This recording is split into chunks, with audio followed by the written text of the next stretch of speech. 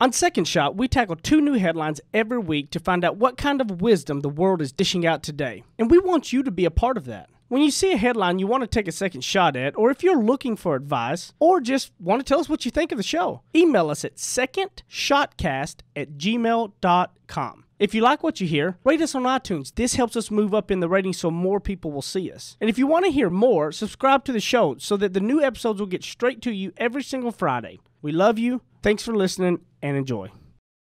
There's a lot of news in the world today. News that might surprise you, startle you, upset, or maybe impress. News that's not always for the faint of heart. That's why the man who failed his way to success, Heath Oaks, is stepping up. Tackling today's headlines with ignorance on fire in a way only a millennial mogul can. Take off your sport coat, grab a beer, and enjoy the conversation.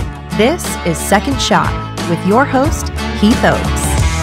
For those of you that have read my book, Ignorance on Fire, and you get a special treat today because the man, the myth, and the legend, Scott, that I talk about in the book is here with us. What's up, Scott? Not much. Great to see you. He actually is a real person. The Scott is not a made-up name in the book. It's a real-life deal. We got Zach here. What's up, buddy? How's it going? Yeah, we're in the control room, oddly enough. Yeah, it's strange. Zach decided that move out of, leave us peasants out here, and he gets to go in behind the nice little glass wall, and he wants to separate himself from us. So now he's a big wig. We got this big fancy studio, and Zach's just big wigging us now. I want you to know, Matt is having lunch, and for the next episode, if we get him around, I want to sit in there. I do, yeah, because that's exactly how I feel. I feel like I'm in here. How dare Matt have lunch? Yeah, exactly. How dare? During this show. Who has lunch? During Second Shot? Lunch is BS. Lazy. Yeah. Ooh. We scuffed it down on the way. We came in early and grabbed us a lunch real fast. Yeah. But yeah, I'm glad to have you, Scott. It's been a long time. Scott and I go way back, and Scott is in Kansas City, runs an agency up there, and been he was in the insurance game for probably a decade before we met, but it was about the same time I was 19, 20 when we met. Driving a big old Chevy truck. There's a Ford truck.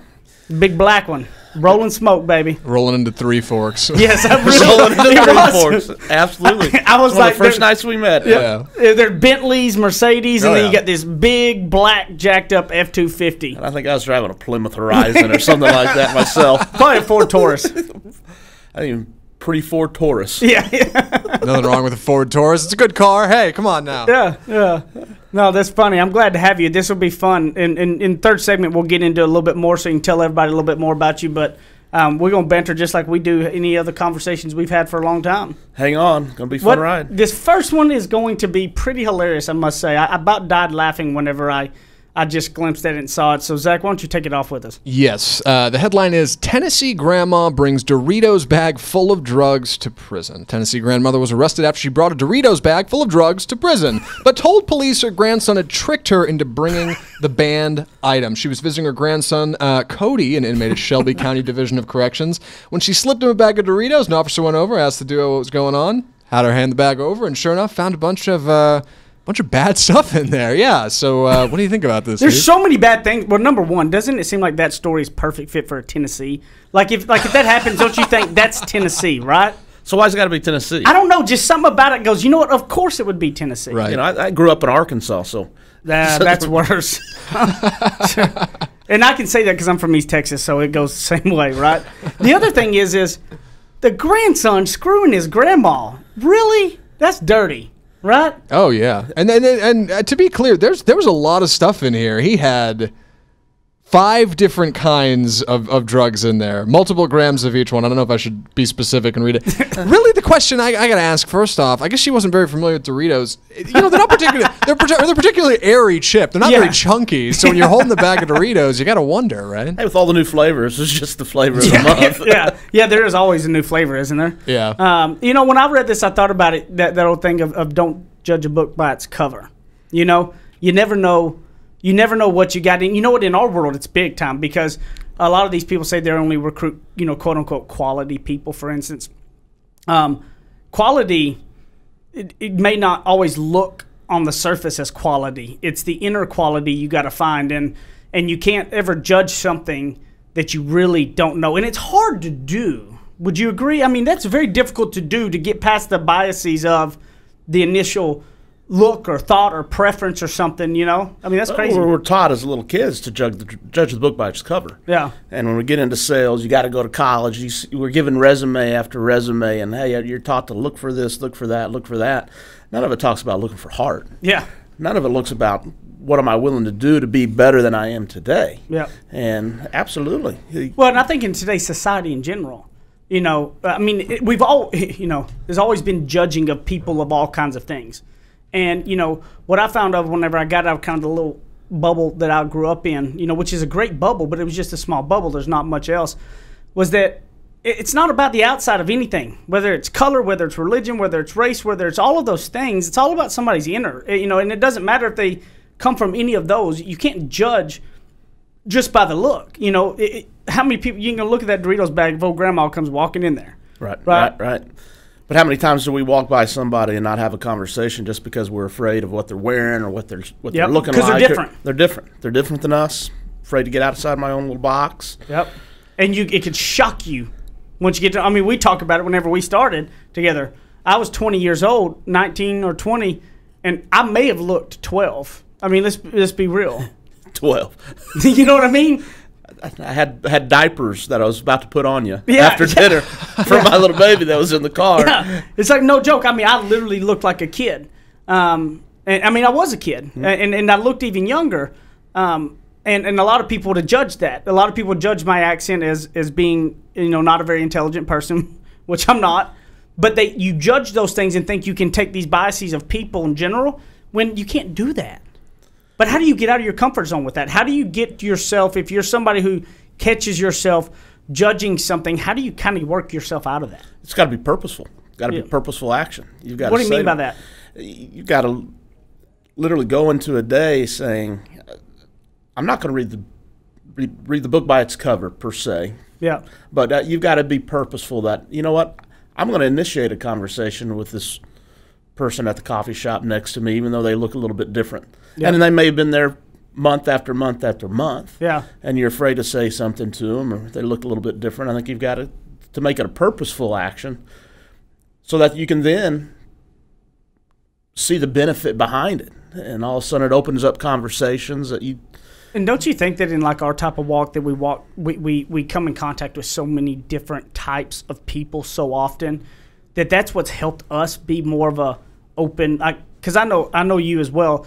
I'm an open book myself. I mean, I literally have written a book almost about all of it. Okay. But second is that I don't, you know, there are people I like and don't like, yes, but it's after I get to know them to see if I like them or don't like them. They give me a reason after it or not.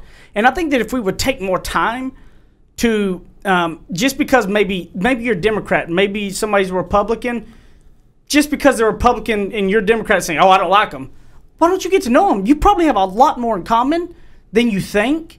Besides this one little title of thing you know have a stigma with that you stand with, y'all probably both like a lot of the same things, you know? Yeah, no, right, but even think on the business setting, think of the lives that we've been blessed to work with. Yep. Or half of those people wouldn't be in the insurance industry because other people wouldn't give them an opportunity. Never gave them the shot. And how many people would have hired Nick Whitaker? Nobody. Jeff Belfort. Yeah, all of them. The one seeing his office today, going back 10 years after we first met, where he is, and success, and the lives he's changing. Yep. It's the fact that your selfishness prevents you from having a conversation that can change his life. But the number of lives he's changed, he's got 15 people's lives in there making a living who are helping other people.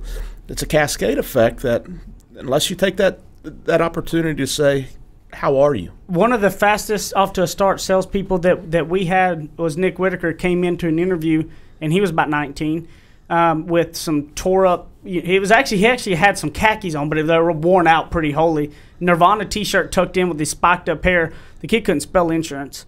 Most people would have kicked him out and said, how dare you come in here like this, right?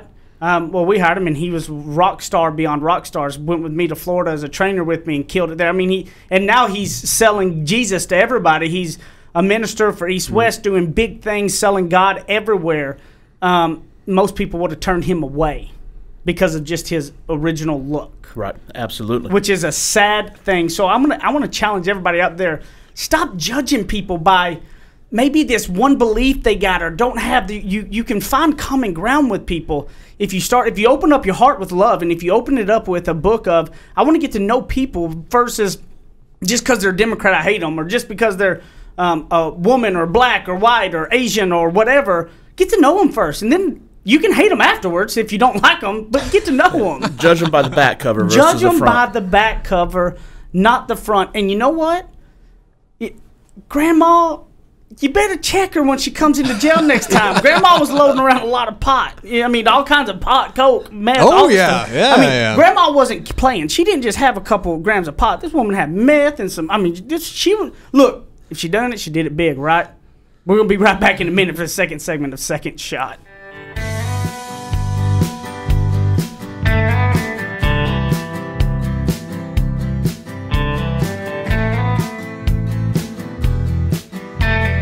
He's a suit and tie kind of guy with deep Southern roots. Keith Oakes hosts more of Second Shot coming up on RNCN. You guys have been listening to Second Shot and hearing us talk about it. You need to go pick up my book, Ignorance on Fire, A Journey of Failing Your Way to Success. You can get it on Amazon in a paper book. You can also hear this beautiful voice of mine in audiobook style on Audible or anywhere you're going to get your audiobooks. Guys, this book took a lot of time to put into it, and I believe it can really be some life-changing stuff to help you on your path to success. And hopefully you're going to fail your way to success just like I did. Ignorance on Fire, A Journey of Failing Your Way to Success. Amazon.com, Audible.com, audiobooks, paper books, everything. Get it, share it with your people, and I appreciate it. Thank you, guys. Go pick it up today.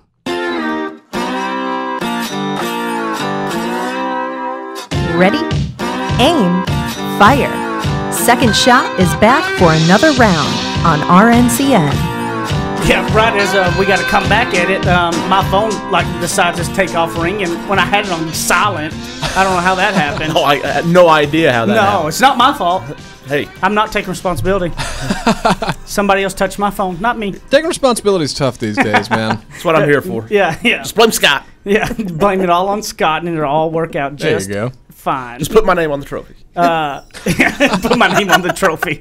Yeah, you would. You'd talk about it. You got to get a trophy, don't you? You're the dad. Everybody got to get a trophy.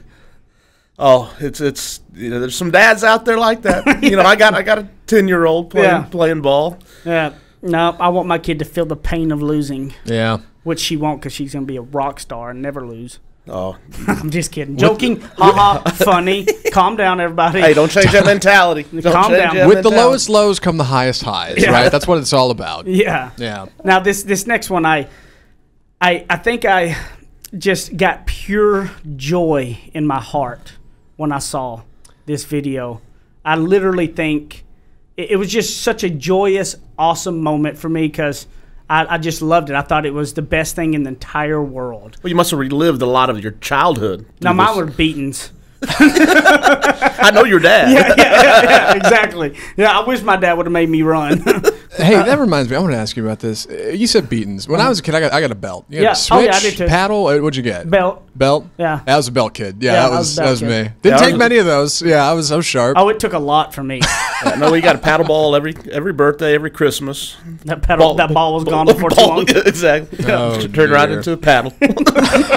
So the reason we're talking about all this because this next headline relates perfectly with it. All right, yeah. The headline is Dad Under Fire After Forcing His Bully Son to Run to School in the Rain. As a parent, it's your priority to ensure that your child is raised right. In order to do so, you can't be shy when it comes to punishing bad behavior. Of course, no parent wants to be strict with their child, but sometimes it's necessary for the greater good. When his son was kicked off the school bus, this dad, there it is, knew he needed to educate him on how to behave correctly. So, in order to better educate his son, who he found out was a bully, this dad had his son run to school before and after. Rain. Yeah, pouring down rain in Florida to teach him a lesson. And he filmed it and put it on Facebook. And it picked up some steam. A lot of people were talking about it. And we wouldn't be doing our jobs on Second Shot if we didn't cover this story. I agree. So, I agree. This is one it has to be. And the headline was Dad Under Fire. Some people were actually mad about this. It's unbelievable. Is that not shocking? I'm standing up on a chair, applauding anything I can. Look, because he had the guts to do what's right. it was only like a mile and a half too. And number two, it was. It's track season too. Yeah, I mean, look, yeah, exactly. Well, that kid's gonna be good. That kid's gonna be good before it's said and done. And the other thing is, it wasn't one time. The dad said the son had got in trouble with it all, and he goes, "I'm putting a stop to this." And you know what? Now that son come walking there drenched in rain and stuff every day and sweating with it, I'm like, look, this is actually a healthy option. This is much better than getting beat. I mean, my dad got belt after me. You know, now that's what I needed. I know I did. I deserved every whooping I got, and I'm not scarred for it at all. Okay, I think I'm actually more of a I'm a halfway decent human being because of that. Oh, absolutely, absolutely. And this kid will be the same. Yes. Sometimes as a parent, you got to shock your kiddos to get them to listen for a second, get off the iPads, get off the PlayStations, to take a look and say, hey, there's something wrong with this. Hey, and what's wrong with this? He's getting exercise. This should be the most, I was thinking when I saw this for the first time, I was like, oh, perfect. There can't be a single person be mad about this. It's about 1.5 miles from school, right? Well, and it's exercise. You hadn't gone to the carpool line yet. No, I haven't. No, you get to the carpool line, there's going to be people finding crazy things to get upset about. And one of these, unbelievable. This is because I thought this was, I mean, and the way the dad talked on the camera and everything, we're going to have a link to the video in our show notes in case you haven't seen it. But, you know, I thought it was amazing. I thought it was a great tactic. I thought it was, and you see the son running with his backpack over his head, like trying to shield himself from the rain. And I was laughing the whole time. It's 1.5 miles. It's not going to make a exactly. difference. You're getting soaked. Yeah. But I go, you know, because bullying's real. You know, bullying and it's crazy. I got a middle school daughter. It's real. Yeah. It's real. And it's real serious. Next level there, yeah. And it's real serious. And especially what I loved about this bullying too. Yeah. What I loved about this story was it wasn't just made him run. They had a conversation. Yep. They talked about it. He understood what was wrong with the situation, and he learns from it, we hope. Yeah. Well, I mean, here's the thing. If you got these kids, if you got a kid that's being a bully, that's your job as a parent to do everything you can to get that in control. Because that's not, you know, this stuff of putting them, I mean, but look, I would say, you know, everybody's going to learn from everything. But I'm going to tell you, this is going to be a shocking wake-up for the kid. But I can't believe that there was anybody mad about it. I mean, you're going through with the middle school daughter. You've got the older kids than me. I mean, what are things you do with this as a parent with these type of situations? Have you had your kids that have they kind of changed the character on themselves? And how do you react? Well, it's hard to know. There's so many different avenues for them to be bullied or to be the bully. Yeah, yeah. And a lot of times they may not even really understand that they're doing it at the same time. Yeah. Because we're doing the cool thing. We're on the Snapchats. We're on the Instagrams and whatnot. And yeah. all that's over my head. Yeah, yeah. You know, laugh about me just having a LinkedIn profile. Me and Robert Halbert are cool for a reason. Yeah, yeah, exactly. But there's so many avenues and ways for them to create stress amongst their peers. And a lot of times they don't know they're doing it. Yeah. And if we don't find out about it, it's going to grow. But tell me this. This is what I think happens a lot. You got the experience in this. I don't. Is that parents think their kids are all way too perfect, and when they get told things, they ignore them. Oh, absolutely. They think it's always somebody else's fault. That's the biggest challenge. So you know what I like about what this dad did? Instead of being like, well, no, that's not my son, that's not anything, you know what? He looked into it and said, you know what, He is bullying, and he's taking it. And I think, you know what, as parents. And it's my fault. Yep. I've got to take responsibility for it. And that is the biggest challenge. Yeah. Because we see it all the time. And they always think their kid's perfect. My wife is more involved with it than I am as she's picking the kids up from school and whatnot. She's trying to initiate conversations and be told, oh, that's not my son. That's not my daughter. You got somebody else. And that creates a challenge as well. Because, well, you don't want you playing with Billy Bob. Yeah. You know. Look, I think you got to take it as always, where there's smoke, there's fire. We have to, you as parents, and us as parents, I mean, I guess I'm a parent now. I keep forgetting sometimes. You know, us as parents have to take control of it and say, look, you know, is it always, somebody says something about our kid always right? No, it's not always right, but you need to take we've got to take responsibility for it. As a parent, if we know about it, we're the ones at fault, in my opinion. You're correct. I agree. And your first reaction should be, I got to figure out, that's probably my kid has probably done something to that, and I'm going to dig in to find out. Versus, put your guard up, your blocks up, saying, that's not my kid, how dare you. When you start, you're not setting your kid up for success. When you continue to let your kid skate by because they're perfect Molly and perfect Billy or whatever, you're hurting them. Right. And it goes to the kids getting a trophy for competing. Yeah. It goes to, you overlook these things, then it becomes an okay event in their life. and it just starts to grow and grow and grow. So you've got to tackle it as a parent, and that's the biggest thing I see out there in suburbia today is parents afraid to take accountability for themselves and their children. Oh, well, they are, absolutely. I mean, because back, I go back and I think about it, and my dad was, like I said, I went to a really small school, okay? And my dad was the school board president, and a new junior high principal came in. Junior high was my really hell years. Like, I was a hellion beyond a hellion in junior high. And the new junior high principal came in, and I'll never forget, I got, in trouble. I did something stupid, and I had to go to the principal's office. So, and the principal in there just something stupid. Yeah, I always do something stupid. And he goes, I hear him go into the other room because my dad's school board president. He knows that he's new on the job, right? Right. And I hear him on the speakerphone. Stevie, I just want to call you that. I got your son in here, and he did blah blah blah blah blah. Coming up in a minute, Zach, you got to bleep this for my preacher. My preacher listens, I found out, so we got to bleep cuss words now. But he said, I hear him go, Stevie, your son did da-da-da, and I'll hear my dad go, why are you calling me? Whoop his ass and send him back to class. Don't call me. Okay. Yeah. And come in there, it's like he was scared that he was gonna have to walk on eggshells. My dad was like, no. Yeah, and how's it changed you today? Oh, I believe that I am. I believe that I am on the upper end of the scale of a good human. I don't. I definitely have many flaws, but overall, I feel like I'm. But even as a leader, yes. One thing that always strike me, and something I've learned from you is. You need to say what you need to say when you need to say it. Yep. And not be afraid how it's going to hurt somebody. Yep. And that's what this dad's doing. He's saying, my son needs this. Yep. It makes a big impact not only on his life, but the lives of those he touches. Yep. And I've got to do something. And for somebody to say that's wrong, they're crazy. Absolutely crazy. They're the ones that are going to have the kids running around doing really bad stuff because they're never going to have to face up to any facts in life. And truth of the matter is, people in life, that's reality. Yeah, it's the old, when you're pointing a finger at somebody, you got 4 pointing back at you. Yeah. And I think as parents, we got to take action and stop having a wall up. If somebody brings a criticism of our kids up, we need to look into it because I think there's not enough people looking into them, and this stuff is continuing to happen. So, but you know what? Clapping the hands. Good job. I love you, Dad. You're awesome. That was legit, and if you're pissed off about it, then you're probably not listening to this show, actually, because you wouldn't like us. Exactly. But we'll be back in a minute on this third segment, and we're going to get to know you a little bit better, Scott. Hang on.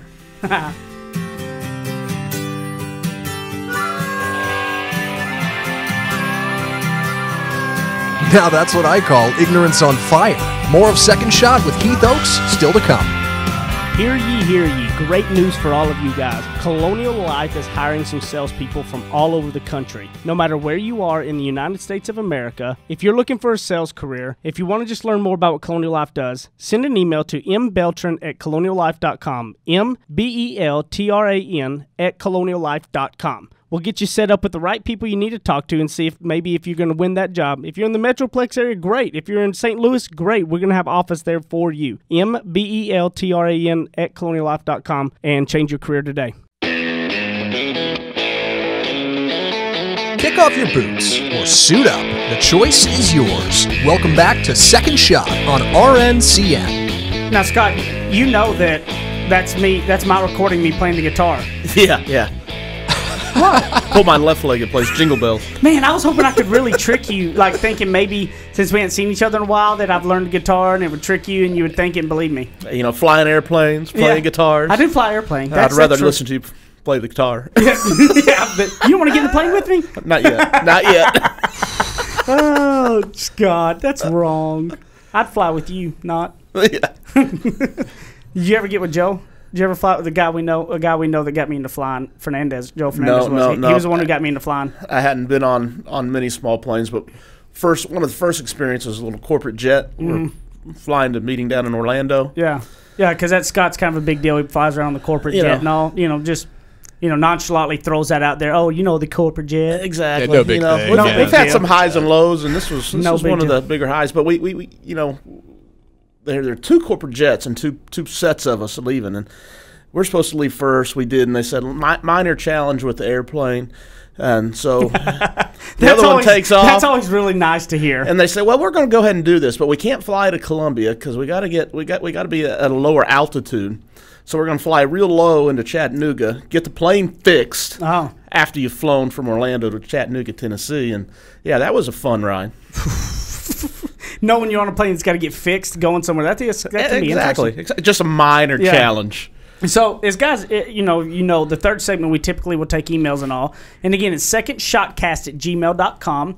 Any ideas, tips, or just thoughts or headlines you see or anything like that, feel free to send it to us. Secondshotcast@gmail.com.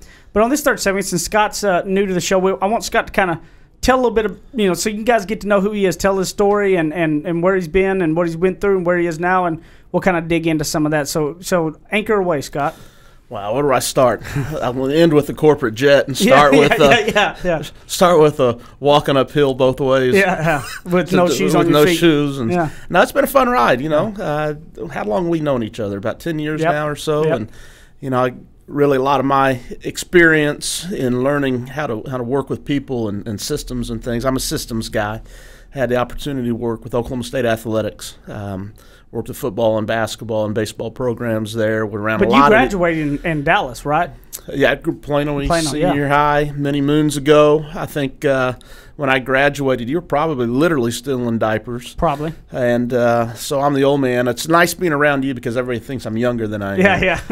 Now the gray hair is starting to show up. Not so much anymore. The gray hair makes you. Yeah, but fell in love, moved out to Arizona, and was working. You were at LSU, but you skip over that part. But you were doing a lot with the baseball team, right? I did. Actually lived in the baseball stadium for a time. Worked with the baseball program there. Was around a lot of great folks. There's a lot of good people that went on from there playing big-time ball.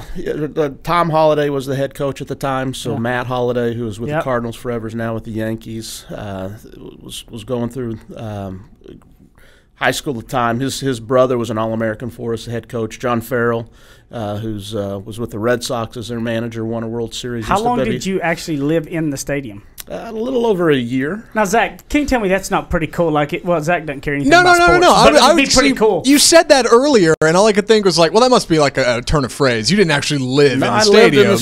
You actually lived there. I had a little room in there. I had a dog at the time as well. A dog in the stadium? Had a dog in the stadium, and acted like I went to school, but I was having a lot of fun. And got to see a lot of places and learn from some incredible folks. I mean, we had all Hall of Fame coaches at the program, and what was always amazing to me, we were a top 10 program year after year, went to the World Series with them multiple times, but how systematic they all were. So you know me, I'm known as a systems guy. Yep. And I was always taught if you have a system, you're going to have repeatable results. Yep. You throw dynamic talent into those systems, you're going to have exponential results, exponential growth. And went out there and to Arizona, following now my wife of be 19 years here in July. Well, congrats! That she's put up with me for that long. We've only had one fight, waiting for it to end. That was good. We had a good run, honey. That was good. Yeah, that was good. And one day got a call out of the blue from a guy wanting me to get an insurance. Cold called out of a phone book. Yeah. And selling individual life insurance door to door. Individual life door to door, and thought, you know what? I want to better myself. What's the worst thing I can learn, right? Yeah. And gave it a go, and had a little bit of success there. Moved back home to the Dallas area. Had a P&C agency, property and casualty, selling a lot of home and autos, and that industry blessed me.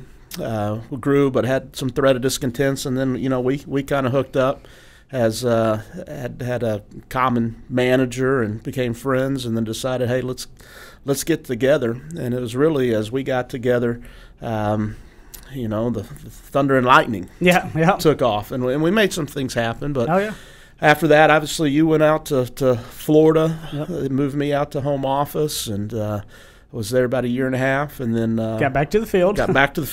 And up in Kansas City, and you've been there now. What, 6 years? 6 years, a little over 6 years now. Yeah. What's interesting though is what Scott kind of skipped over was a really tough part, because he had his agency, his PNC agency, that was one of the largest agencies in the region for that carrier, and doing really well. And I think this story is what's interesting that a lot of people need to learn and realize, is that Scott and his wife, y'all tried for a while, and you had your first child, and you told.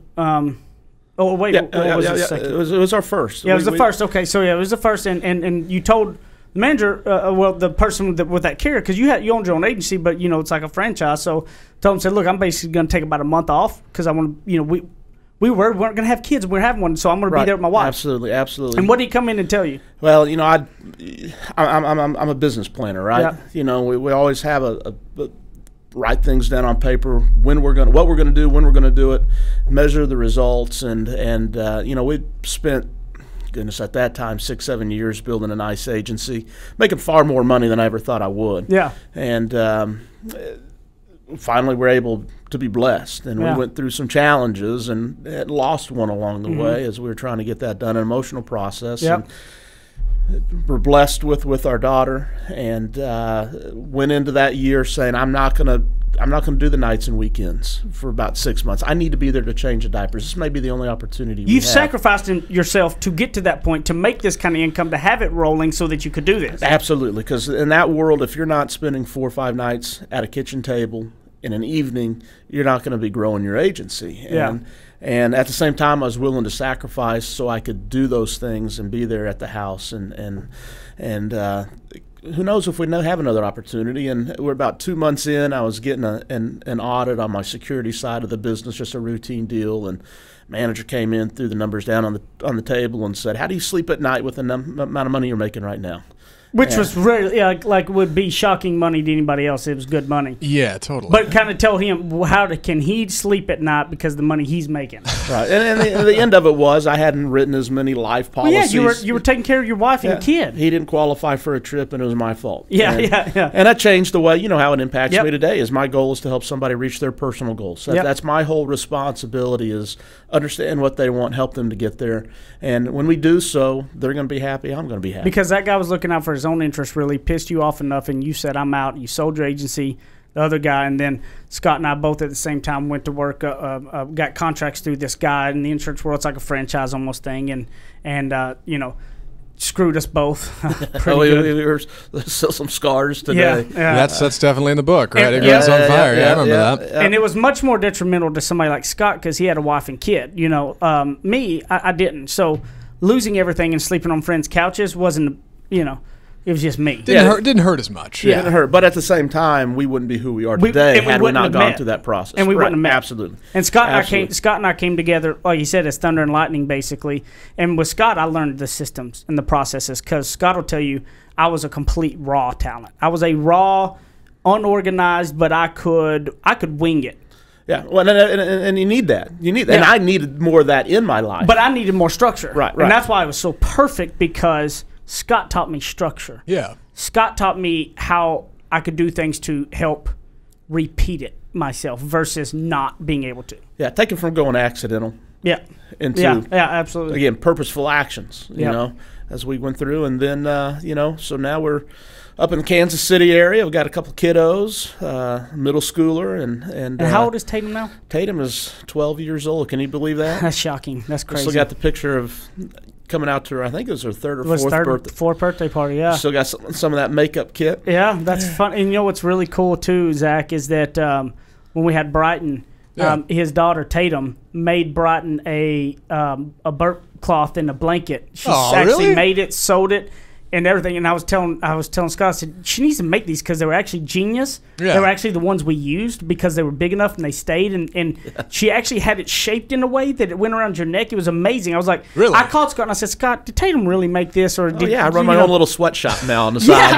Yeah, I'm like, is he running a sweatshop up here? I go, because this burp cloth is actually one that we use the most, because it stays around the neck perfectly, and none of the other ones do. It was amazing. Yeah, she loves to do the sewing. She's making bags for everybody, travel bags and everything. And your kids are beautiful. His kids are just drop dead gorgeous. I mean, it looked like a magazine, a country living magazine with his daughter and son's pictures behind his desk back in the day. literally. Got my wife's looks, my personality. So they got them big blue eyes.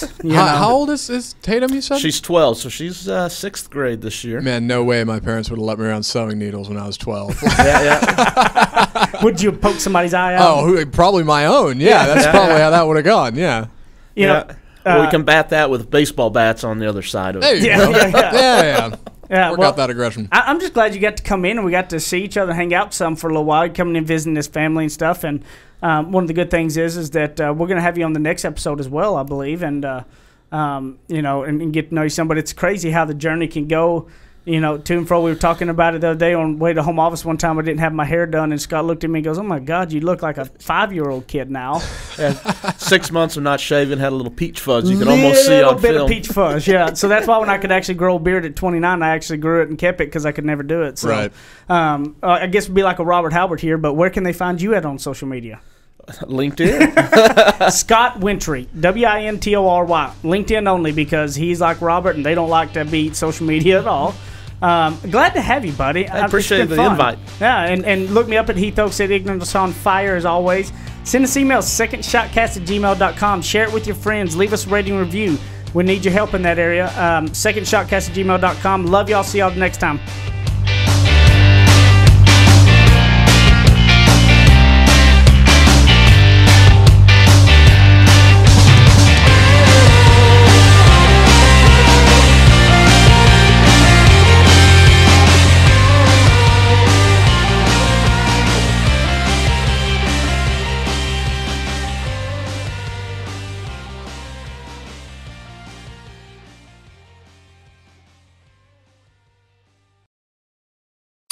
You're listening to RNCN, the digital destination for premium talk radio.